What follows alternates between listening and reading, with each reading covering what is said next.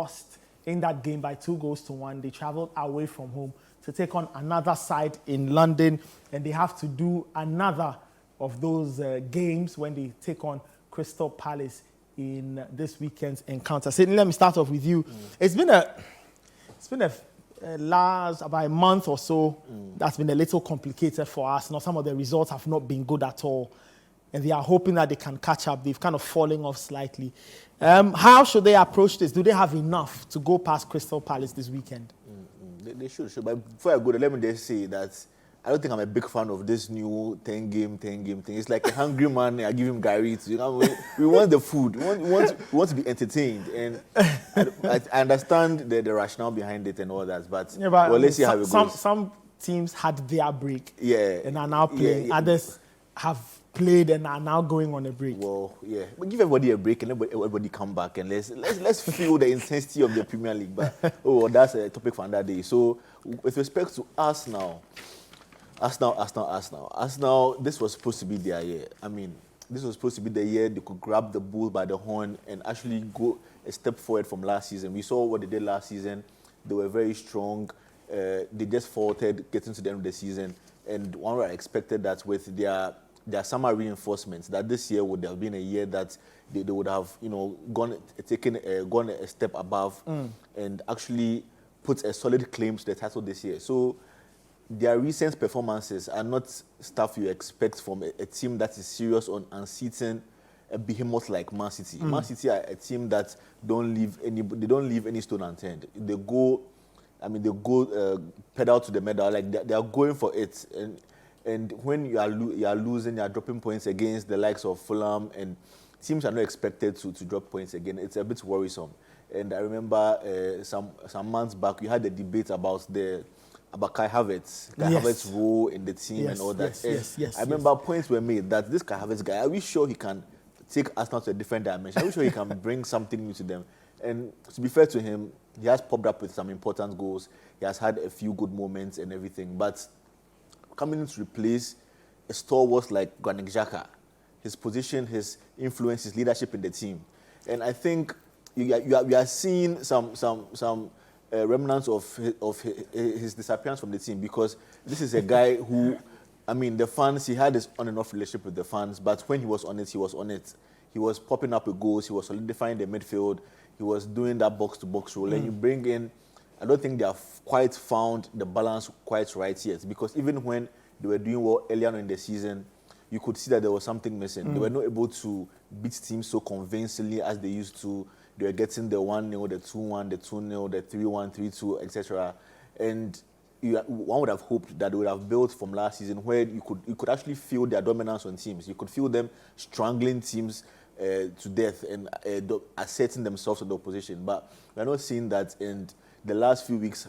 That we have actually seen them dropping points, losing uncharacteristic games and all that. So coming against Crystal Palace is a London derby, of course, South versus North. Crystal Palace have a very solid team, a very youthful team, a very exuberant team. The likes of Michael Olise, who can on their day, they can be a handful for anybody. I quite remember when Crystal Palace took on Chelsea at the Stamford Bridge. That was a game to remember for Michael Olise. He had Levi Colwill on toast. Colwill couldn't live with him, cutting in, going to the outside, getting the cross in, and I think he even got a goal, he got a goal in the game. So it just goes to show you the quality of opposition Arsenal be facing. And if they are to hope to put their recent bad form aside and actually get back to the agenda of putting pressure on Man City and eventually getting their first title since 2004, 2003, I think they have to show something. They have to look within themselves and bring out what we know is in there. I know Arsenal fans are desperately hoping, they are clinging to the hope that the team will show up. Because this league, this season, Arsenal was supposed to be Arsenal and Man City. But we have seen the re-emergence of Liverpool. Yeah. We have seen Aston Villa pulling a cat out of the bag over there. So if Arsenal are to go for it, I think he has to start this weekend. Okay. They have to make this game. They have to cross a line under this game.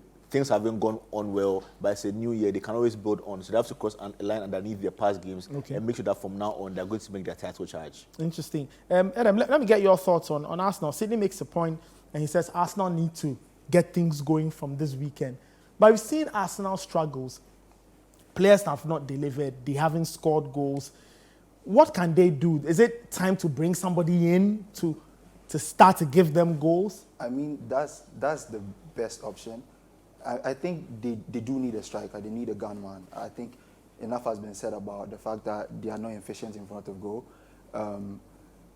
He made a point about this being the game Arsenal need to use to start the game one, and I feel it's very important for them to do so in this game because it's a London derby. There's no bigger stage than London derbies. Okay. Their last 5 games in the Premier League haven't gone too well. Yeah. It's important to start the season, this part of the season right, because we are getting to the business end of the season. They need to stamp the authority on a game like this. And with Crystal Palace too, just losing in the FA Cup to Everton, it's a perfect time to face them. Considering the fact that Arsenal too haven't been in great form themselves. So this is a game that they have to look at, okay, we want to start this end of the season with business. Like, we have to close this game out and see it out. It shouldn't be one of those games where they start, they dominate, they score a goal or two and just take their foot off the pedal. They have to go for it and make sure they get the results because City are coming. And we know that at every point in the season, City put together a string of games where they don't lose. And it seems that like those string of games are coming. So Arsenal will have to be at their best in this London derby. So just finally, let's talk a bit about Crystal Palace. They were... I laugh because it's interesting. They had an FA Cup replay and it was almost forgotten. Almost everybody. I mean, the African Cup is going. I get it. Everybody forgot they had, but it wasn't the most exciting. It was a very boring game. Yeah. They lost that. The last few months have looked really strange for Palace. It's almost like they're in this free fall where they are not winning games, but they've backed up so many points from the early parts of the season. They seem to be fine. If they can trouble Arsenal, how can they do so this weekend? So we are looking at an Arsenal side way short of confidence right now, short on confidence right now. And an Arsenal side who, they don't like to be roughed up. They like the sweet stuff when it comes to football. Although I will give them credit that over the course of the season, they have shown that physical edge, but I still do believe that very physical teams do get the best out of them. And we have the Crystal Palace side, who is a part where they excel. They have the likes of Mateta, who is a handful on his day. The likes of Eze, with his pace, with his dynamism, he can always surge in front. You have the likes of this different McGuire over there, very strong guy over there. We have Anderson, another tough guy over there. So these are the areas I'll look. I think they have to come in the mindset of trying to bully us now. Because if you are going to just come in the mindset, maybe you are just going to hang back and wait for them to come on us and stuff, you are going to drink the goals. Because you're not in the best of form yourself. And looking at the players they have available, I mean, they are shown of the service of the mercurial Jordan Ayew, who is not going to be there for them. But they have... Who hasn't scored double figures in God knows how long. but they do have very competent players. And I think their best policy is to go on the attack. If they can get behind Zinchenko, because over the past couple of years, you can see that Zinchenko, I mean, a lot was made of his dual position, coming into midfield and stuff, but we are seeing that although it's something that helps us, it's also a chink in their armor if you can get behind him and if you can exploit the space he leaves, because Gabriel Magalhaes is supposed to cover that side. He's not the quickest, so if you're able to capitalize over there, and interesting, that's where Olise will be operating. Olise, who I've already pointed, I think he's one of my guys to watch in this game because if he's on it, if he can couple that defensive output with what we know he can do attacking-wise, I think this will be a game where he can feast. He can feast in the game, all things being equal. I see. And then just finally, in just a few words, how long are Palace going to hold on to Olise for?